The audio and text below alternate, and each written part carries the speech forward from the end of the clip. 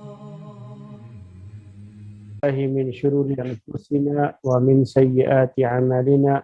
من يهده الله فلا مضل له ومن يضلله فلا هادي له وأشهد أن لا إله إلا الله وحده لا شريك له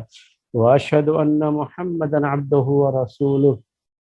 يا أيها الذين آمنوا اتقوا الله حق تقاته ولا تموتن إلا وأنتم مسلمون يا أيها الناس اتقوا ربكم الذي خلقكم من نفس واحدة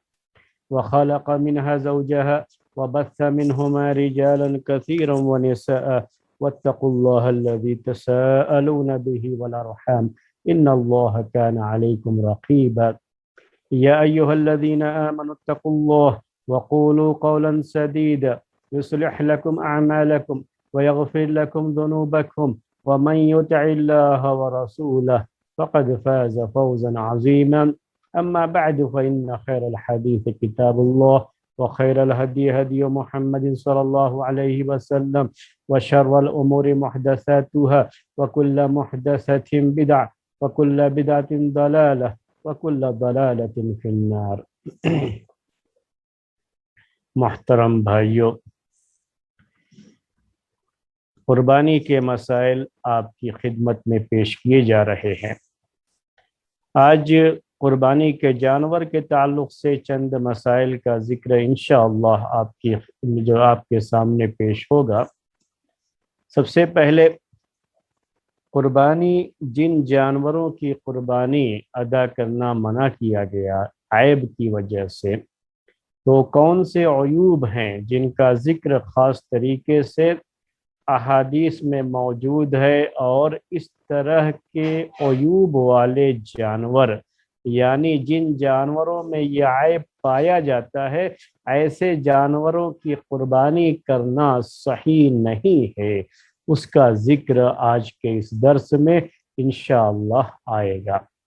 اور اس یعنی پہلے جانوروں کا یہ عیب ذکر کرنے سے پہلے میں یہ چاہوں گا کہ آپ کے سامنے یہ عرض کر دوں کہ قربانی ایک عبادت ہے، اور عبادت اللہ تبارک و تعالیٰ کے لیے ادا کی جاتی ہے، اور جب اللہ تعالیٰ کی خدمت، اللہ تبارک و تعالیٰ کے لیے کوئی بھی ہم عبادت کرتے ہیں اور اللہ تعالیٰ کے لیے کچھ بھی ہم پیش کرتے ہیں، تو ضرورت یہ ہے، جیسا کہ قرآن میں اس کا ذکر ہے، احادیث میں اس کا ذکر ہے، کہ ہم بہتر سے بہتر اور اچھی سے اچھی چیز جو ہم پیش کر سکتے ہیں، جو ہماری طاقت میں ہے، ہماری وسعت میں ہے، ہم وہ پیش کریں۔ یہی مطلوب ہے شریعت میں، کیونکہ کہا اللہ تبارک و تعالیٰ نے کہ لن تنالوا البر حتى تنفقوا مما تحبون، کہ تم نیکی کو نہیں پہنچ پاؤ گے جب تک کہ تم وہ چیز خرچ نہ کرو جسے تم پسند کرتے ہو۔ یہ قربانی ایک عبادت ہے، ایسا کچھ نہیں ہے کہ صرف گوشت کھانے کی کوئی رسم ہے، یا یہ کہ جانور ذبح کرنے کی کوئی رسم ہو، ایسا کچھ نہیں ہے۔ یہ ایک عبادت ہے، اور عبادت میں بہتر سے بہتر انداز میں جو عبادت ادا کی جائے، یہی شریعت میں مطلوب ہوتی ہے۔ تو آدمی کوئی بھی جانور خرید کر کے لایا اور اسے اللہ کے لیے ذبح کر دیا، بسم اللہ کر کے ذبح کر دیا، تو ہو گئی قربانی، یہ ایک الگ مسئلہ ہے، لیکن یہ عبادت ہے، اور جب عبادت ہے تو جو پیارے نبی صلی اللہ علیہ وسلم کا طریقہ ہے، اور جو آپ کے ارشادات ہیں،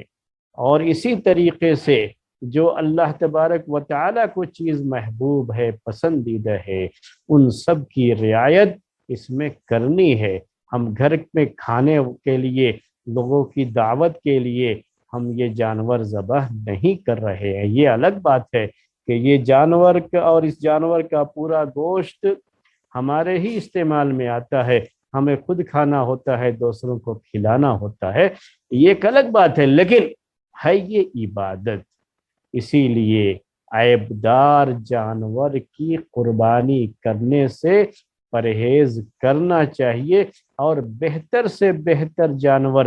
جو انسان کی وسعت میں ہے، اس کی طاقت میں ہے، اسے اختیار کرنا چاہیے اور اس کو خریدنا چاہیے۔ لیکن یہاں یہ بھی یاد رہے کہ قربانی کے نام پر استحصال بھی بہت ہوتا ہے، قربانی کے نام پر استغلال بھی بہت ہوتا ہے۔ اس کا مطلب یہ ہوتا ہے کہ لوگوں کی جیب کاٹنے کا انتظام بھی کیا جا رہا ہے،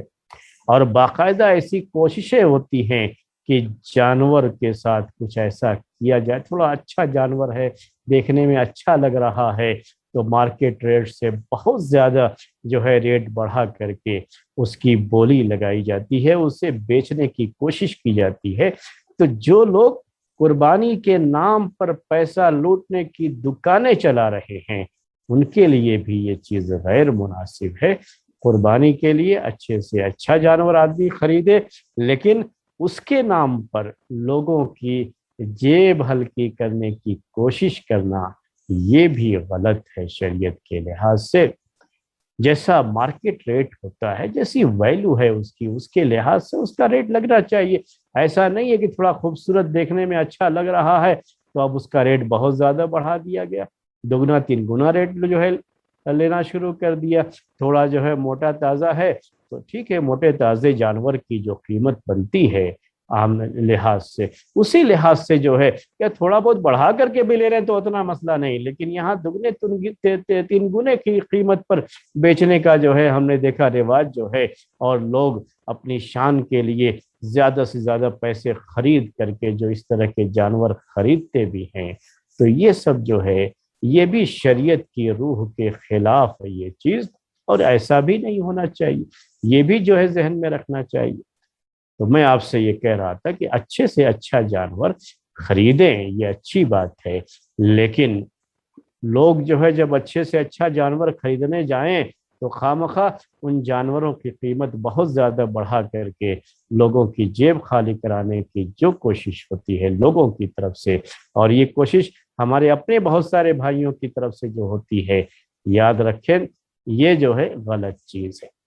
یہاں ایک پوائنٹ اور بھی میں واضح کرنا چاہوں گا، ہو سکتا ہے جو ہے ہم جو ہے ہمارے اس ملک کی بات اگر ہم کریں تو یہ بھی ہو سکتا ہے کہ یہ جانور پالنے والے غیر مسلم ہوں اور وہ خود ہی جانور مہنگا بیچتے ہیں۔ جب عید کا موقع آتا ہے، قربانی کا موقع آتا ہے تو اس موقع پر وہ لوگ جانور مہنگا بیچتے ہیں، اسی لیے ہمارے بھائی لوگ بھی جو اس جانور کو لا کر کے بیچتے ہیں مارکیٹ میں تو وہ لوگ بھی مہنگا بیچتے ہیں کیونکہ ان کو مہنگا ملتا ہے۔ اگر ایسا کچھ ہے میرے بھائیوں تو یہ بھی نوٹ کر لیجئے، اگر ایسا کچھ ہے کہ واقعی عید کے نام پر، بقرعید کے نام پر غیر معمولی اضافہ، تھوڑا بہت جو ہے اس کی باتیں ہم نہیں کر رہے ہیں، غیر معمولی اضافہ اگر کیا جاتا ہے تو پھر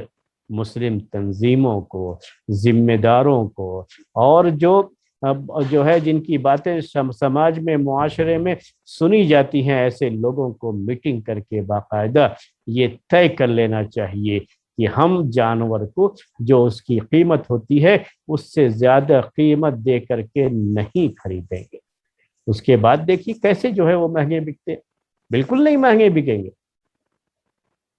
طے کر لیا جائے، کیونکہ اس جانور کو جس کو انہوں نے کھلا پلا کر کے اچھا موٹا تازہ کرایا ہے، اب بقرعید کے علاوہ کسی اور موقع پر ان کو قیمت نہیں مل سکتی، کیونکہ عام دنوں میں اتنے چربی والے جانور کا گوشت لوگ خریدتے نہیں ہیں، اور اس طرح سے جو ہے اگر اس جانور کو عام دنوں میں جب گوشت صرف جو ہے بیچنے کے لیے جانور کاٹے جاتے ہیں تو اتنی قیمت کبھی ملے گی ہی نہیں، ملے گی، تو اس موقع پر مل جاتی ہے ان کو، وہ سال بھر تک پھر جانور کو رکھ کر کے اپنے یہاں انتظار نہیں کر سکتے، اس جانور کو پالنے کا اچھا خاصا خرچہ آتا ہے۔ اگر تھوڑی سی ہم اپنی جو ہے ہوشیاری جو ہے اس میں دکھائیں اور ہمارے اس صفوں میں تھوڑا اتحاد پیدا ہو جائے تو دیکھیے کیسے جو ہے یہ قربانی کے جانوروں کی قیمت بڑھتی ہے، ہرگز نہیں بڑھے گی میرے بھائی۔ بہت اس کی بات ہوتی ہے، دکھ کی بات ہوتی ہے ہمارے یہاں کوئی نظم نہ ہونے کی وجہ سے، اور ہماری تنظیموں اور جو ہے جو ذمہ دار قسم کے لوگ ہیں ان کی طرف سے اس سلسلے میں کوئی توجہ نہ دینے کی وجہ سے، اور ہماری صفوں میں اتحاد نہ ہونے کی وجہ سے یہ بہت تکلیف دہ بات ہے کہ جب دوسری قوموں کے جو ہے تہوار آتے ہیں تو ہر چیز کا ریٹ کم ہو جاتا ہے، آفر پہ آفر ملتے ہیں، لیکن عید کا معاملہ ہو یا بقرعید کا معاملہ ہو آپ دیکھیں گے کہ ہر چیز کا ریٹ بڑھ جاتا ہے، ہر چیز کا ریٹ جو ہے عام دنوں کے مقابلے میں بڑھا کر کے وہ چیز دی جاتی ہے۔ کہ ہم مجبور ہیں، ہم تو خریدیں گے۔ اور جب ہم جو ہے کہتے ہیں اپنے ان بھائیوں سے کہ بھئی آپ لوگ بڑھا کر کے کیوں بیچتے ہو، تو کہتے نہیں ہم تو اوپر سے ایسے ہی آ رہا ہے۔ ٹھیک ہے، اوپر سے ایسے آ رہا ہے تو 1 سال طے کر لو کہ ہم نہیں خریدیں گے، اس کے بعد دیکھیے کیسے اوپر سے ایسے آتا ہے۔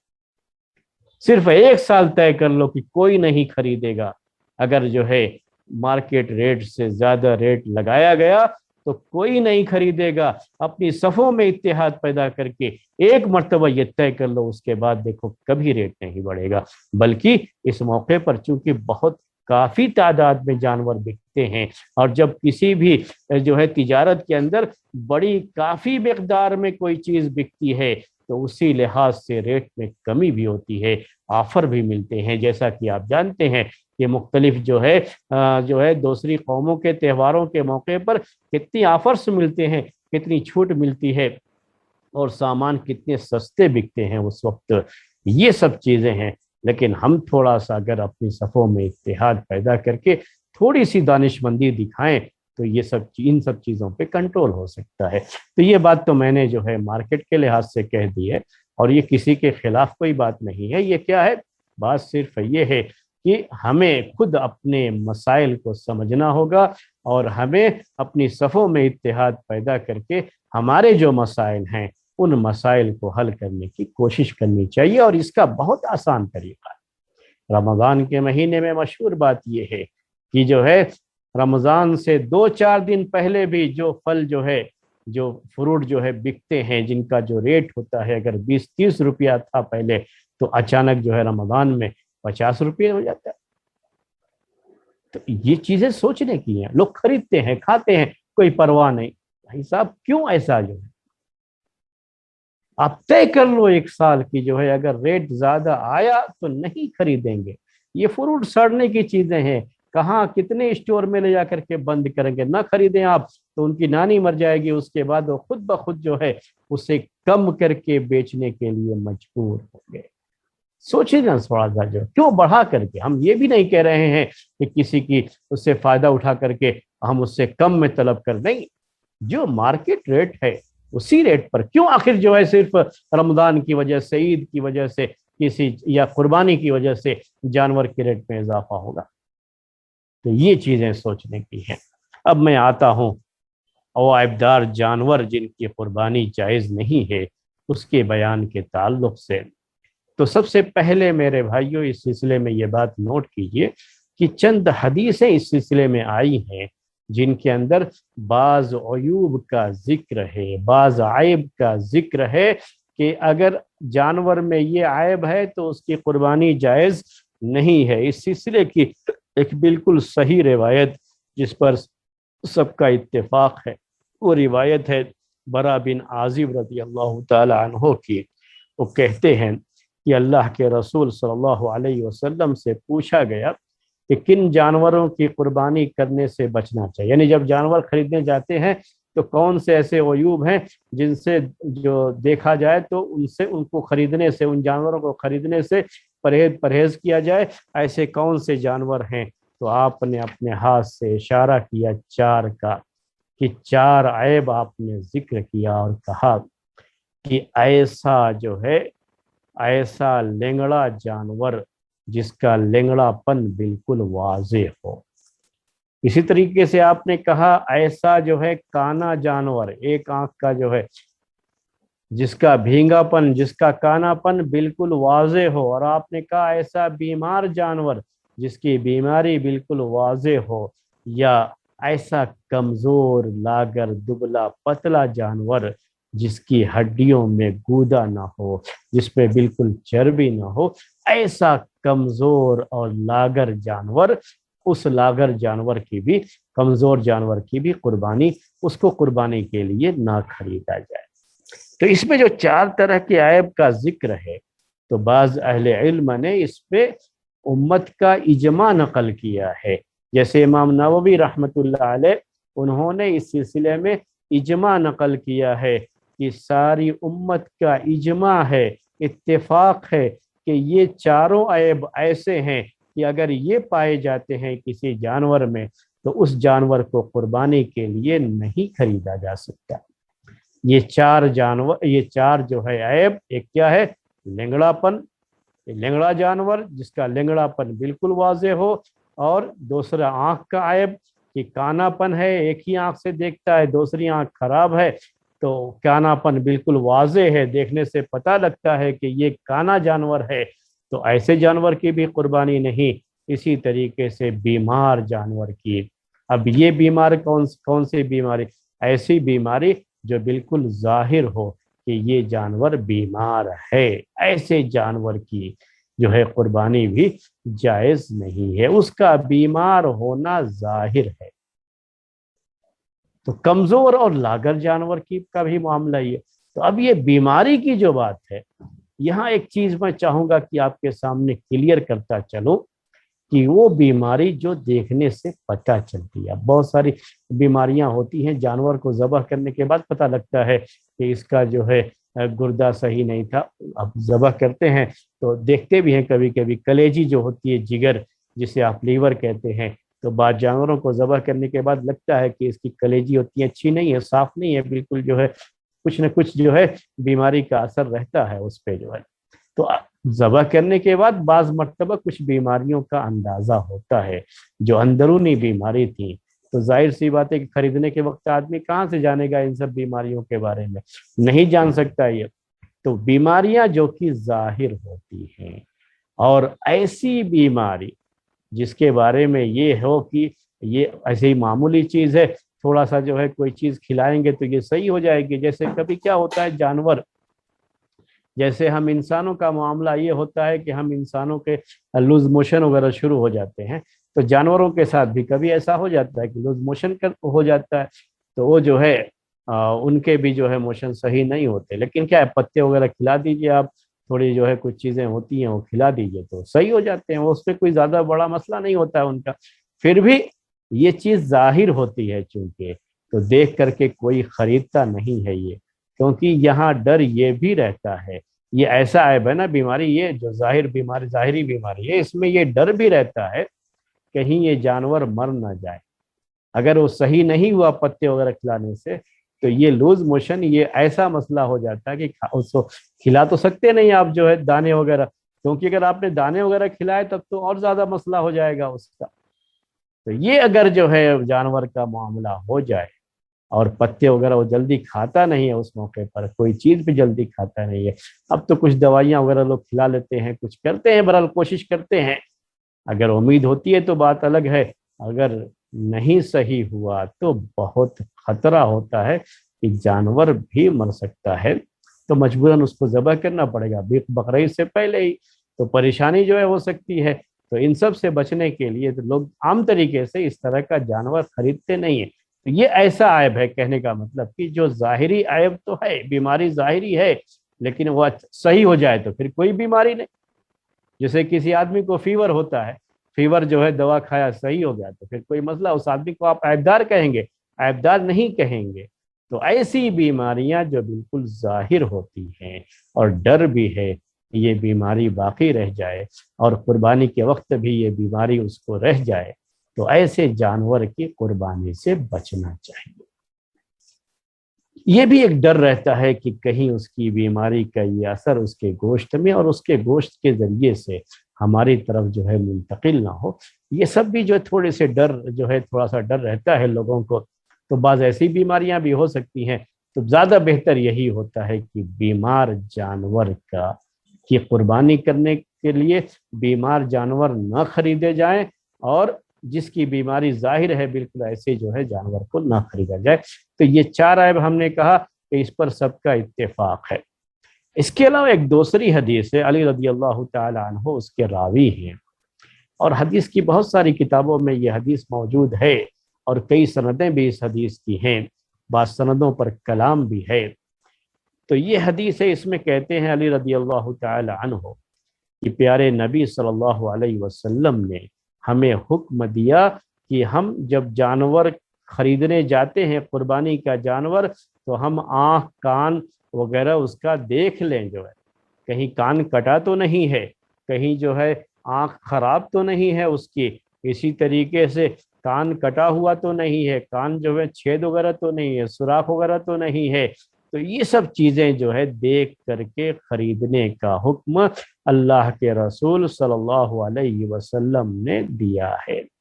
اور جو ہے کان میں کبھی سوراخ ہوتا، کبھی کان لمبائی میں کٹا ہوتا، یہ پچھلے زمانے میں چیزیں ہوتی تھی، تو اس طرح کی ساری باتیں اس میں ذکر کی ہیں پیارے نبی صلی اللہ علیہ وسلم نے۔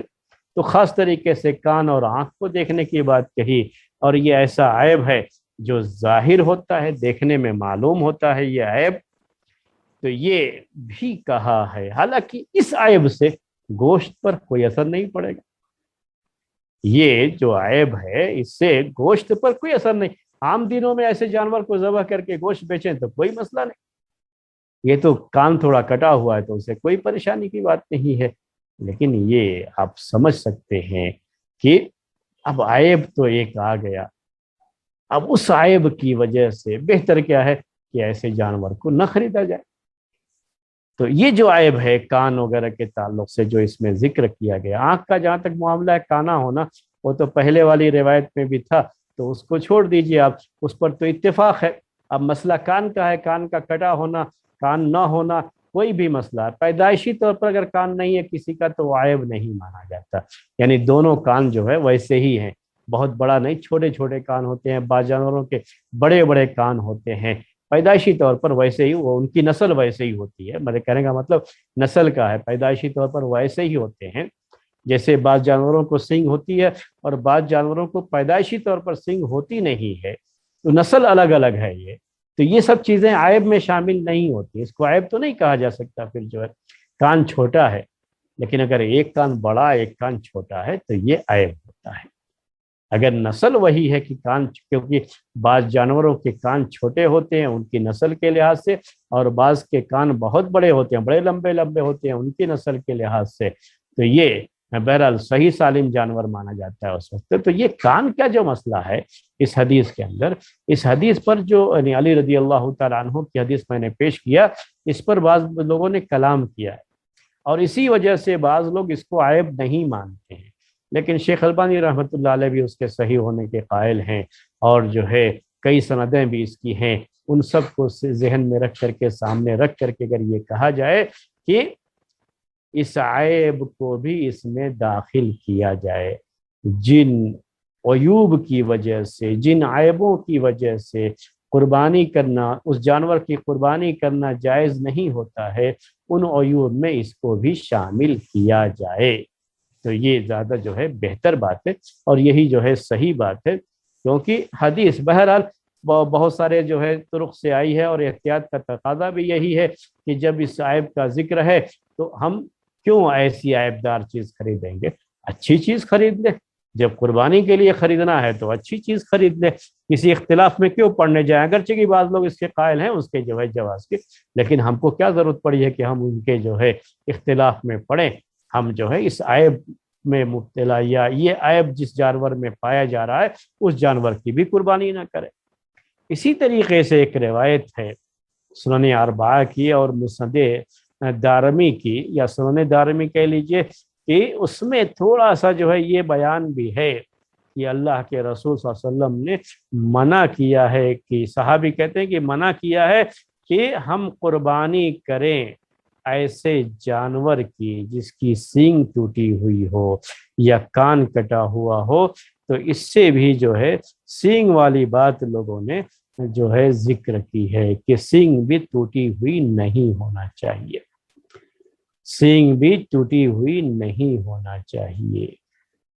تو یہ مسئلہ ہے، ایک تو ہوتا ہے بغیر سینگ کا جانور ہے تو کوئی مسئلہ نہیں، تھوڑا بہت اگر سینگ میں کچھ ہے، تھوڑا بہت جو دیکھنے میں عیب نہیں لگتا تو اس میں بھی کوئی مسئلہ نہیں، لیکن اگر ایک سینگ واقعی ٹوٹی ہے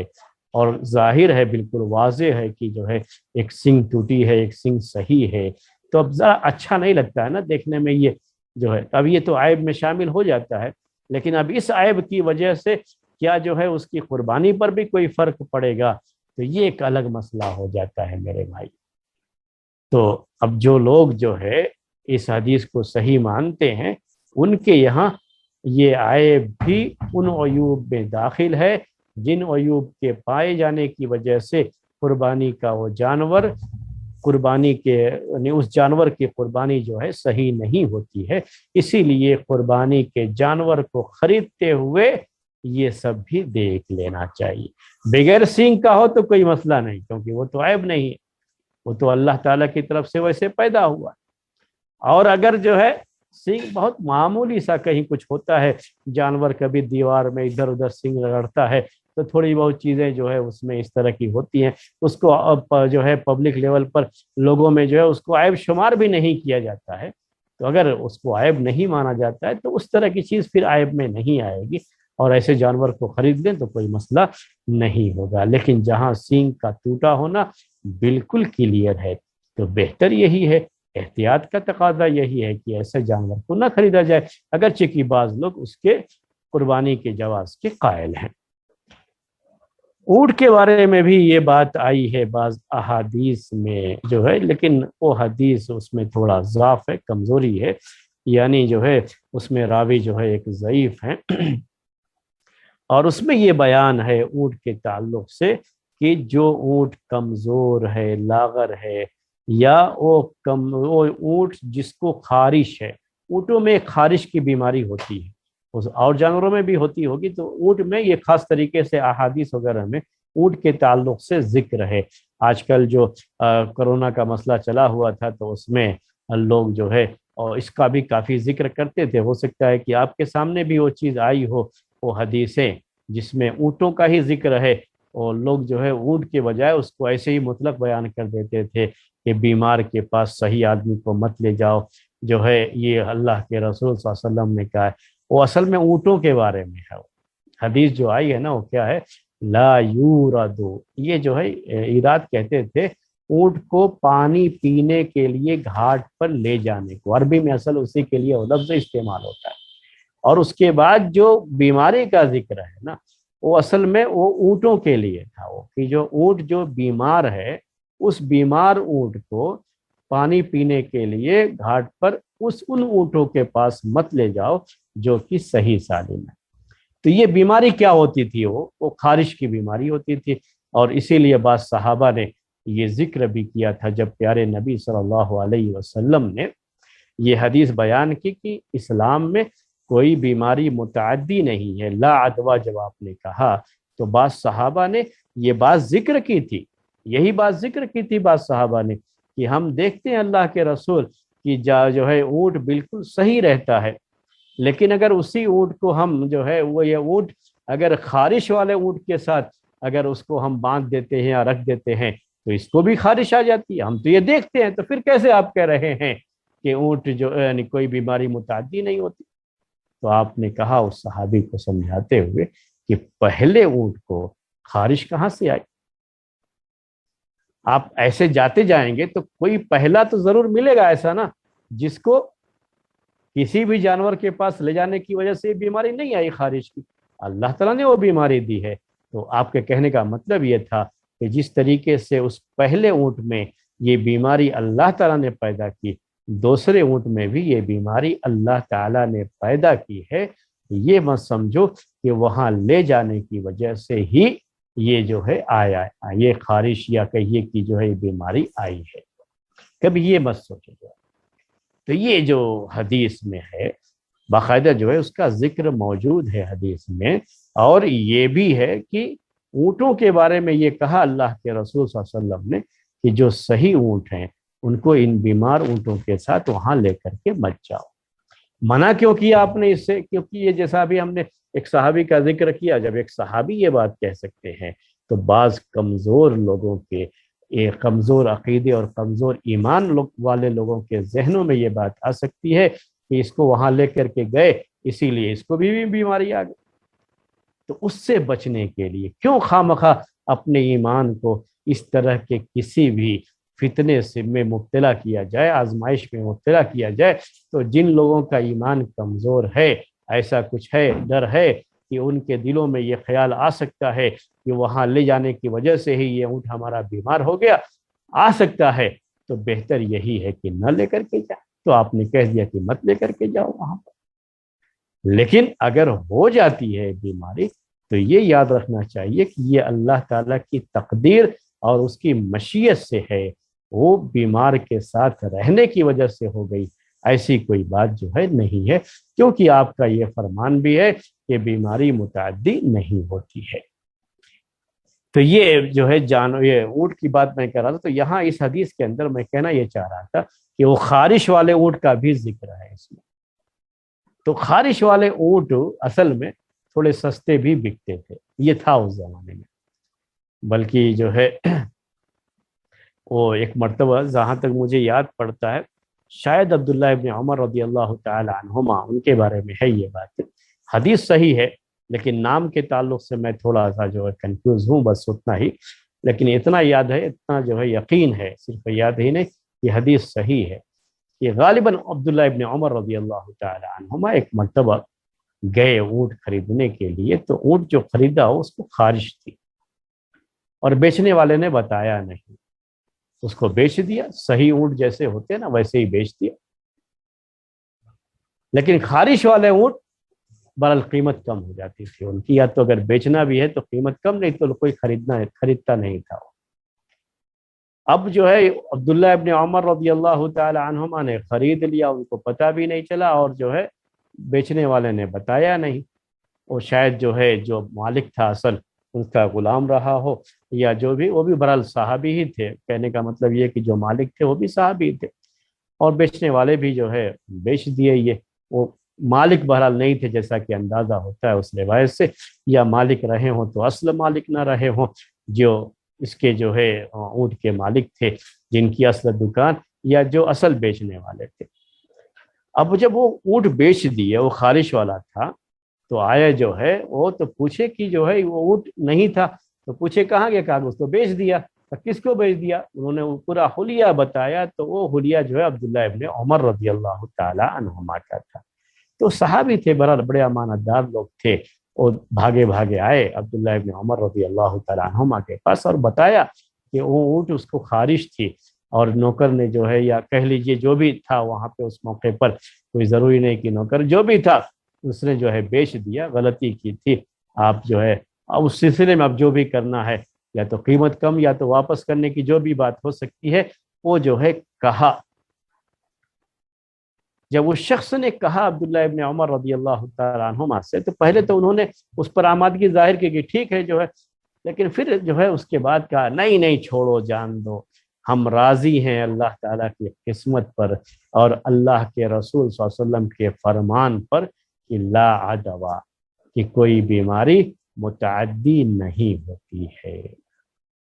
اور اس طریقے سے انہوں نے رکھ لیا، اور جو ہے اس کو واپس کرنے کا یا جو ہے قیمت کے کم کرنے کوئی بات جو ہے جو اس سلسلے کی ہو سکتی تھی، وہ مسئلہ وہ تو بعد میں اچھا بھی ہو جائے گا، اپنی حالت پر بھی آ جائے گا۔ وہ تو خارش جانتے ہیں ایک بیماری ہوتی ہے، کچھ دوا وغیرہ لگائیں تو اچھی ہو جاتی ہے، اس سے جو ہے اس کے گوشت پر کوئی فرق پڑنے والا نہیں ہے اس کی وجہ سے، اور کچھ نہیں۔ جب تک اس کو خارش ہے تب تک کی پریشانی ہے، خارش جب صحیح ہو جائے گی تو مسئلہ جو ہے پورا حل ہو جائے گا، کوئی پریشانی کی بات نہیں رہے گی۔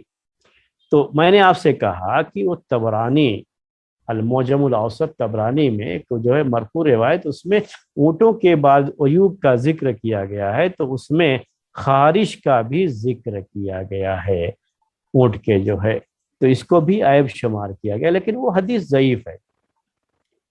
اور جہاں تک میں سمجھتا ہوں کہ پھر بھی ان سب کے باوجود بھی اگر احتیاط کیا جائے، قربانی کے لیے جانور خریدتے ہوئے اگر یہ نہ خریدے جائیں تو بہتر ہی ہے، اگرچہ کہ وہ روایت ضعیف ہے، لیکن برحال کوئی مجبوری تو نہیں نا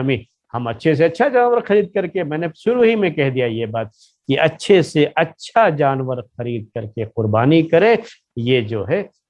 کون جو ہے اس کو غلط کہے گا، بلکہ یہی تو شریعت میں مطلوب ہے اور یہی تو اللہ تعالیٰ کو محبوب ہے۔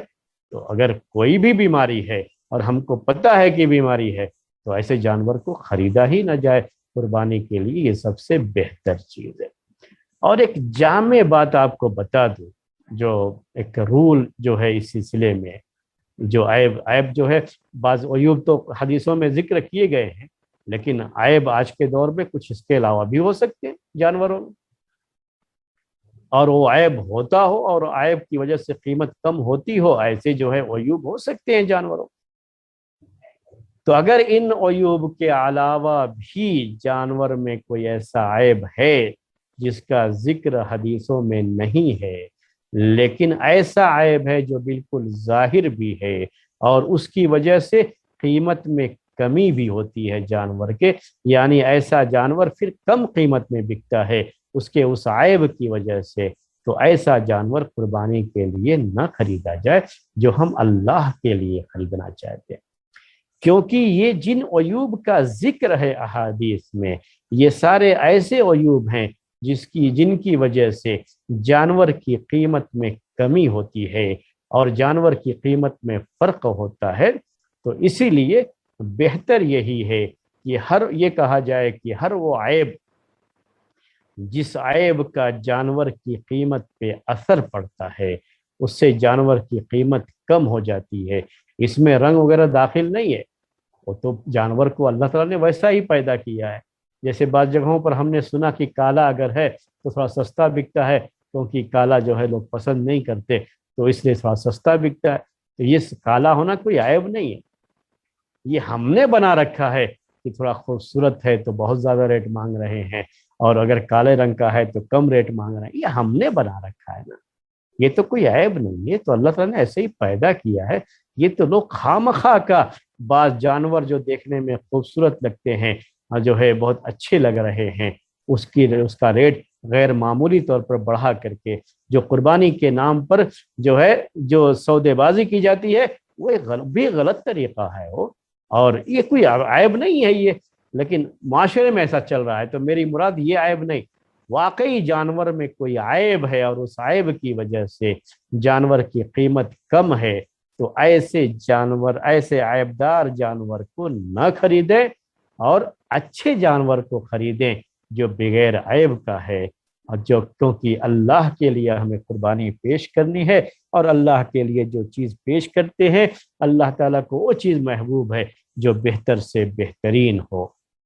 اب ایک مسئلہ اور بھی آتا ہے کہ کیا خصی ہونا، جانور کو خصی کیا گیا ہے اگر،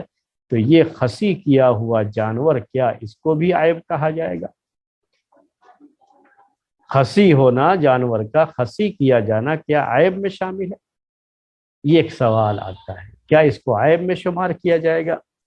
تو صحیح بات یہ ہے کہ خصی کیا جانا جانور کا یہ عیب میں شامل نہیں ہے۔ خصی کیا ہوا جانور قربانی کے لیے خریدا جا سکتا ہے اور اس کی قربانی کی جا سکتی ہے، اور خصی کیے ہوئے جانور کا ریٹ کم نہیں ہوتا، بلکہ جیسا کہ واقعہ بھی ہے، تجربہ بھی ہے، اور بعض علماء نے ذکر بھی کیا ہے کہ خصی کیے ہوئے جانور کا گوشت تو اور اچھا ہوتا ہے اور زیادہ وہ موٹا تازہ ہوتا ہے۔ کبھی بھی آپ جو زیادہ موٹے اور تازے جو جانور ہوتے ہیں نا وہ خصی کے بعد ہی ہوتے ہیں، جن جانوروں کی خصی نہیں ہوتی ہے وہ زیادہ موٹے نہیں ہو سکتے، یہ بھی ایک بڑا مسئلہ ہوتا ہے جانوروں میں۔ تو جب آپ بہت موٹے تازے جانوروں کو دیکھیں گی جو ہے مارکیٹ میں بک رہے ہیں تو سمجھ لیجئے کہ اس کو خصی کیا گیا ہے۔ خصی کا مطلب کیا ہوتا ہے کہ جانور کا جو یہ ہے خصیہ جسے ہم کہتے ہیں عربی میں خصیہ کہا جاتا ہے، وہ جو ہے پہلے یا تو آپریشن کر کے اسے نکال دیتے تھے، یعنی کاٹ کر کے نکال دیتے تھے، یا یہ کہ جو ہے اسے دو پتھروں میں رکھ کر کے دبا دیتے تھے۔ تو دو صورتوں میں سے کوئی بھی ایک صورت ہو سکتی ہے جس سے اس جانور کے اندر اب کسی بھی جو ہے فیمیل کے ساتھ اس کے جو ہے جفتی کرنے کی جو ہے صلاحیت نہیں رہتی ہے، وہ پھر نہیں کر سکتا یہ کام، وہ صلاحیت ختم ہو جاتی ہے، تو وہ چیز ختم ہو جاتی ہے اس میں، اور اسی وجہ سے وہ جانور کیا ہے اس کا گوشت وغیرہ جو ہے کافی اچھا ہوتا ہے۔ یہ جانور جن کی خصی نہیں ہوتی ہے نا یہ پیشاب پیتے ہیں اپنا، تو اسی وجہ سے کبھی ایسا بھی ہوتا ہے کہ ان کے گوشت میں بدبو آتی ہے۔ یہ جانور اتنے صاف ستھرے نہیں ہو، جتنے جانور صاف ستھرے وہ ہوتے ہیں جن کی خصی ہو جاتی ہے اور دیکھنے میں بھی وہ بہت اچھے لگتے ہیں۔ تو حدیث میں یہ آتا ہے کہ پیارے جابر رضی اللہ تعالیٰ عنہ اس حدیث کے راوی ہیں، وہ کہتے ہیں کہ نبی صلی اللہ علیہ وسلم نے دو کبشے کی، آپ نے جو ہے دو دمبوں کی، دو کبشے کی، جو دو دمبے بڑے خوبصورت اور جو ہے خصی کیے ہوئے سینگ والے دمبے تھے، یہ آپ نے ذبح کیا تھا۔ تو اسی حدیث سے یہ پتہ چلتا ہے کہ خصی کیے ہوئے جانور کی قربانی یہ جائز ہے، اور خصی ہونا جانور کا یہ عیب میں شامل نہیں ہے۔ امام خطابی رحمۃ اللہ علیہ نے اس حدیث کو ذکر کرنے کے بعد جو ہے اس حدیث کی شرح میں انہوں نے یہ بات ذکر کی ہے کہ اس حدیث سے یہ پتہ چلتا ہے کہ خصی کیا جانا جانور میں یہ عیب نہیں شمار ہوگا، اگرچہ کہ بعض جو ہے فقہا نے اسے مکروہ جانا ہے،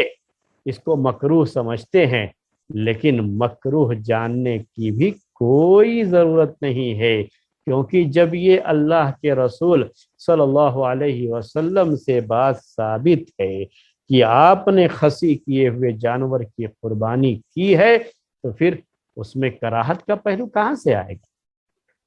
میں نے آپ سے کہا کہ یہ خصی کیے ہوئے جانور کا گوشت، یہ امام خطابی نے بھی لکھا ہے کہ اس کا گوشت اور عمدہ ہوتا ہے اور اس میں بدبو نہیں ہوتی ہے، یعنی اسمیل نہیں آتی ہے اس میں، ان جانوروں کے مقابلے میں جن کو خصی نہیں کیا جاتا ہے، تو وہ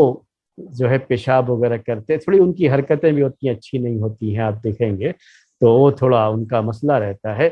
اور ان کے جو ہے گوشت میں بھی ایک ڈر رہتا ہے، بعض جو ہے اس میں سے ایسے ہوتے ہیں کہ ان کے جو ہے گوشت میں بدبو ہوتی ہے، بو آنے لگتی ہے، اس کی وجہ سے تو یہ اس سے بہتر تو خصی کیا ہوا جانور رہتا ہے۔ تو خصی کیے ہوئے جانور کا ریٹ اور زیادہ ہوتا ہے، یاد رکھیے گا، کیونکہ وہی زیادہ موٹا ہوتا ہے۔ جس جانور کو آپ پالیں کہ اور موٹا ہو جائے اور جو ہے چربی دار ہو جائے، تو یہ خصی کیے ہوئے جانور ہی ایسے ہوتے ہیں، اور بغیر خصی کیے ہوئے زیادہ موٹے کبھی نہیں ہو سکتے۔ جو یہ چیز بھی آپ ذہن میں رکھیے گا، اور یہی آخری بات تھی، آج کا درس کا وقت ہو گیا ہے تو میں اپنی بات کو یہیں پر ختم کرتا ہوں۔ سبحانک اللہم و بحمدک، اشہد ان لا الہ الا انت، استغفرک و اتوب الیک۔